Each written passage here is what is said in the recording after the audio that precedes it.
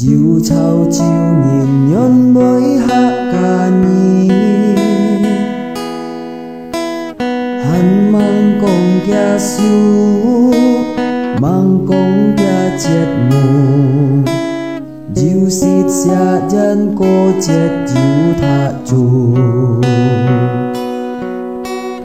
cô nhân cô chẳng nhất ban diu nhang xì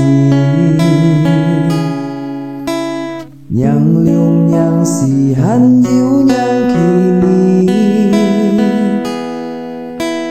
diu khai thay chết ngủ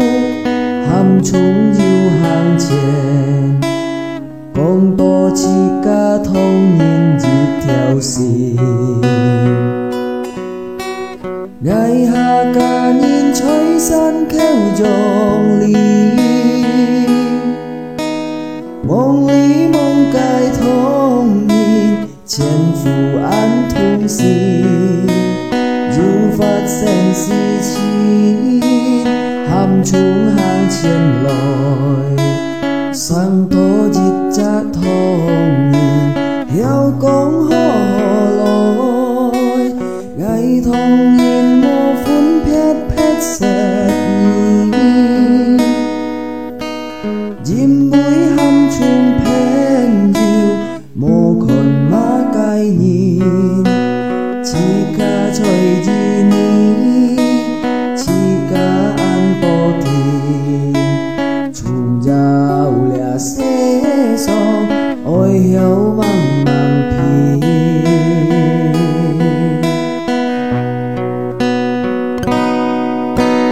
cô nhân cô chẳng nhất ban dịu nhang xì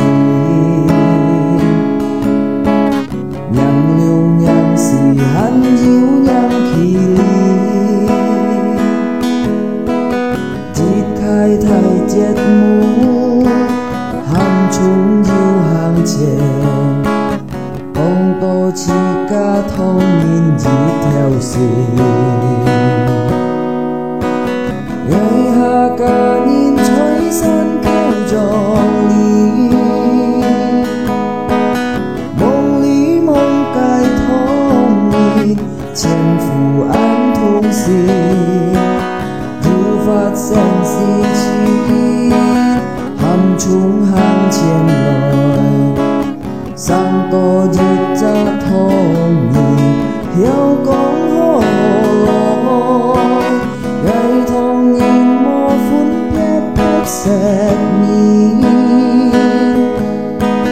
diêm búi hâm chung phèn diu mô còn má cái nhìn chỉ ca trời đi ní chỉ ca an tô thìn chung giao lẻ xế song ôi hiếu mang mang phi chung giao lẻ xế song ôi hiếu mang mang